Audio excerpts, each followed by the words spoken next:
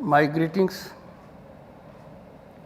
to everyone present here and those who are online. Very good morning. Shri C.K. Ranganathan ji,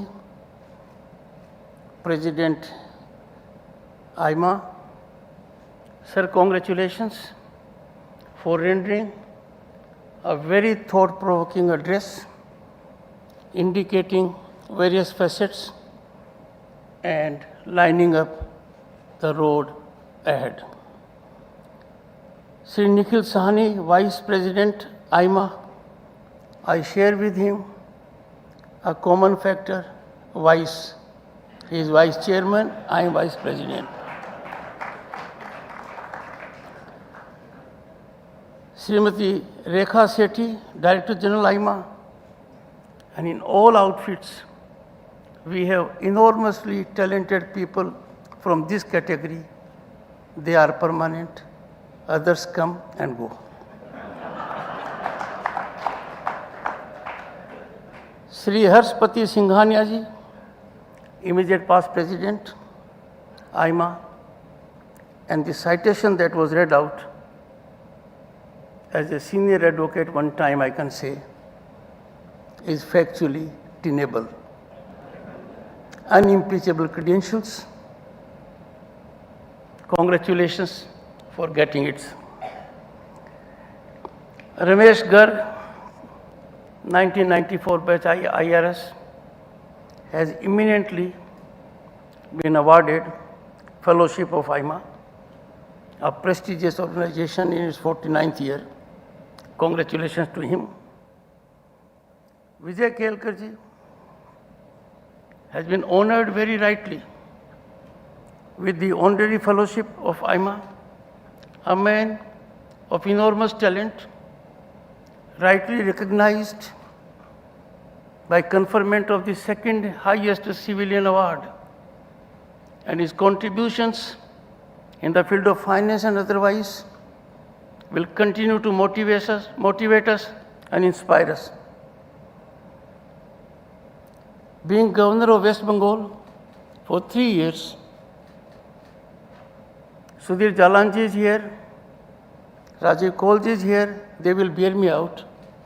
It will be high risk for me if I don't greet my own wife, Dr. Sudesh Dhankhar. The power of this gender has been realized the world over. It has impacted me more than most of you.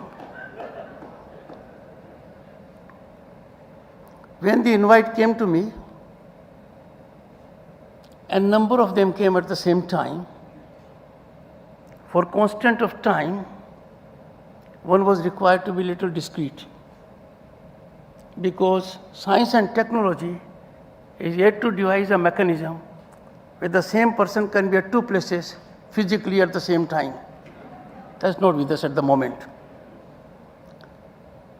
So I got a call from Sri Sushil Rungta ji, former chairman, Steel Authority of India Limited, and a man for whom I have had and still have very high regard as a professional. He said, this is one function where you will meet leaders of industry who are professional in every sense of the term.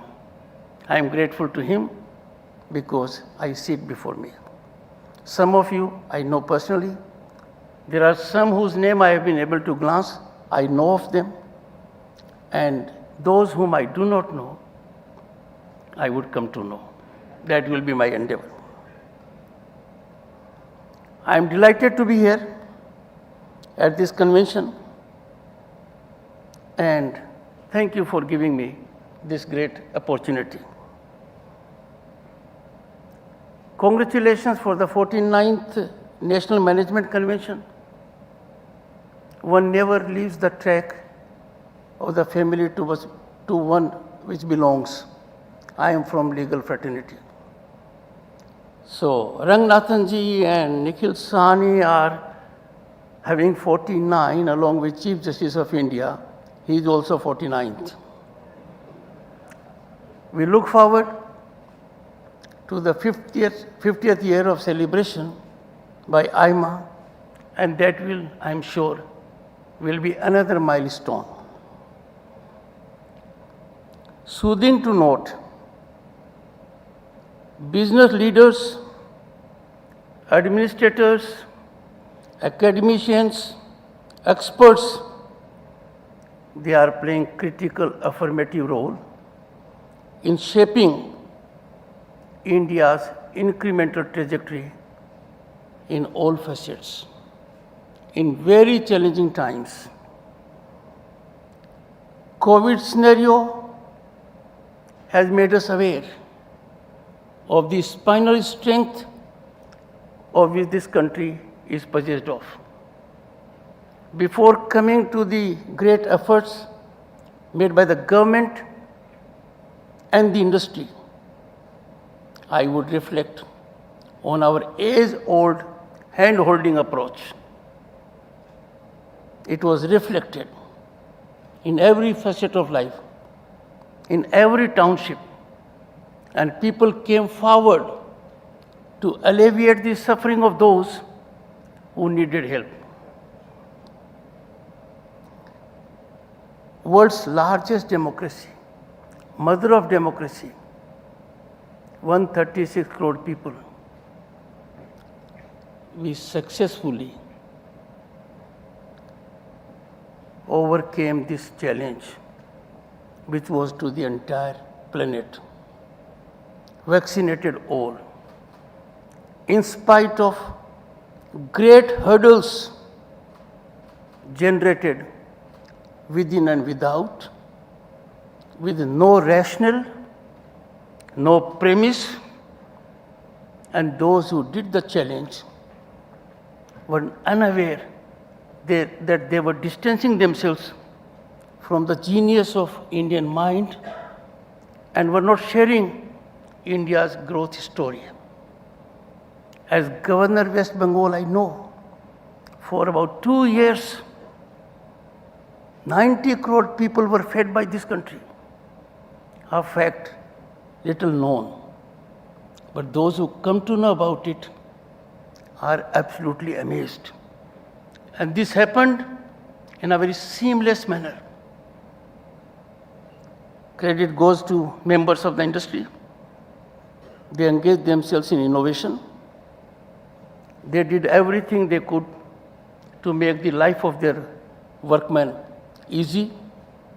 And during this difficult period, the productivity was by and large maintained. Congratulations. It is on account of efforts of the government and more on account of the efforts of the people who are in this hall and outside online that we have become the 5th largest economy in the world.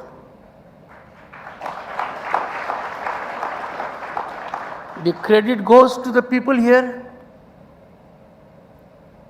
and I know out of experience, because as Governor West of Bengal, I was heading a group of 10 governors to formulate a mechanism for ease of governance, ease of business.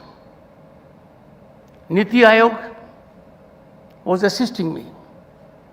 The other 9 members of the group were far more talented than I am. They had greater experience, and all of them gave such suggestions. And all I can say, ease of governance will not only be rational, but will help all of you perform geometrically. If anything is running down Indian businessmen, it is sleepless night on account of there being not ease of governance. Over these few years, great efforts have been made very successfully on ease of governance. It is a matter of time when the optimization that is taking place will fructify in a more soothing ecosystem. The response is amazing. Series of systemic efforts have been made, series of them. It is not easy to get 250 million people in banking inclusivity. No one knows better than myself. Becoming a lawyer, the need of a library was important for two reasons. One, I need it as a lawyer. Second, the litigant is impressed by it. So both the factors. 6,000 rupees were very critical to me, and the bank was good enough to give it to me. When I became a member of parliament and a minister, I searched the manager who gave me that loan. He changed my life. Look at the present mechanism. Youngsters have to have an idea. Money is no longer a constraint. We are seeing their footfalls, impactful footfalls in the growth of India's economy. We have really changed. As member of parliament, 33 years ago,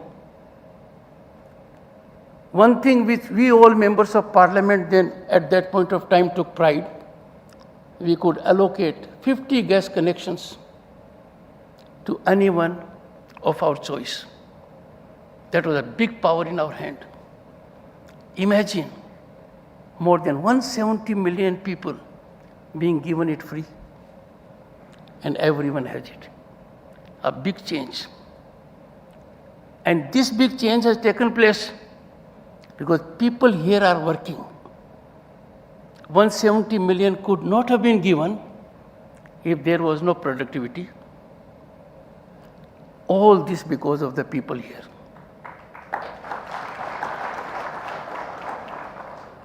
You are a silent category of people who are catalyzing a big change for the largest democracy.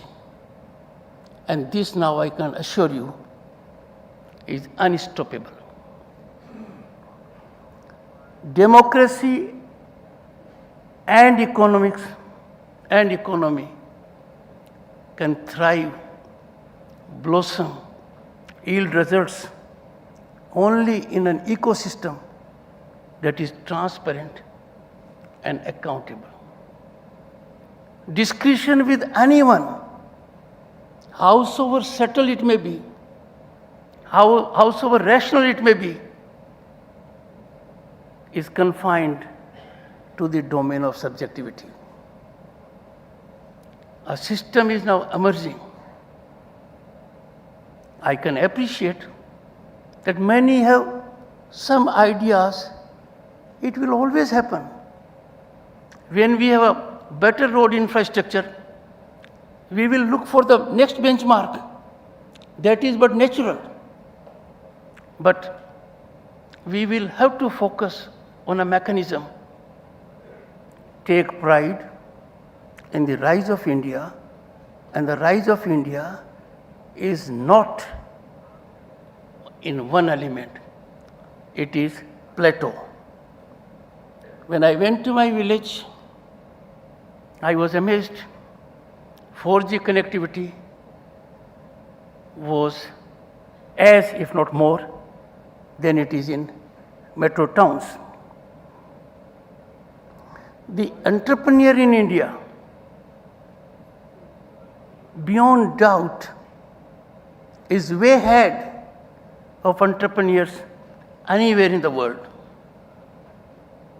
It is tribute to the management skills of Indian mind that they are helping world economic giants. I don't want to name them, you know them all. Our startup sector has converted the scene. qualitatively.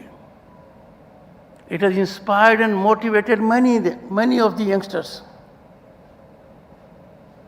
But onus in such a fast-changing world lies on the people before me. Skill upgradation is your forte because you need them. And once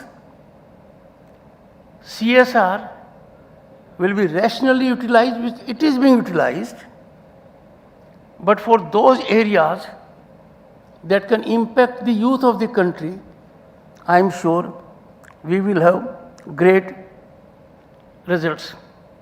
Nothing can be more fructifying for a nation than to help everyone to exploit his or her potential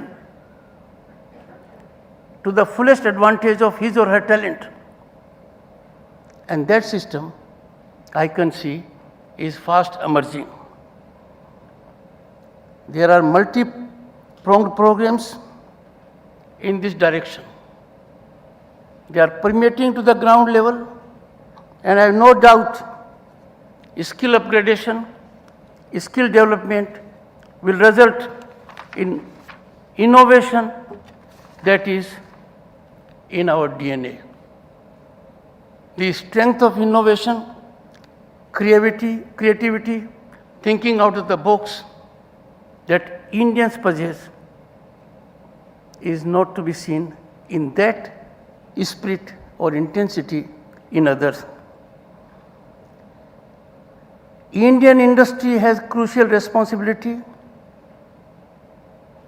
It is discharging its job well, but I am focusing on it in upliftment of the farm sector where I have my roots.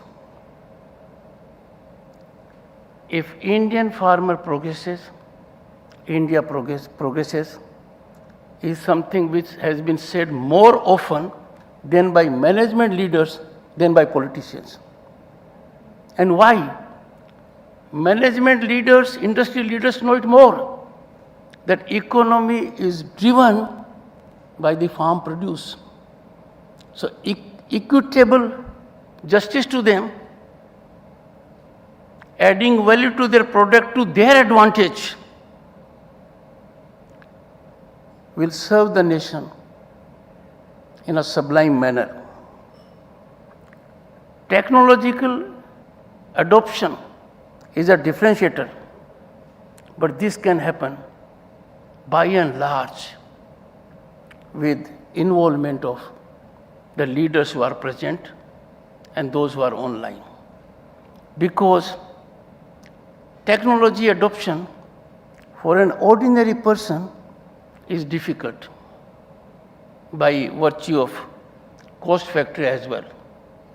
This can be ably facilitated, and I can see it is already on way. India never received the attention globally as we do now. It's a matter of pride.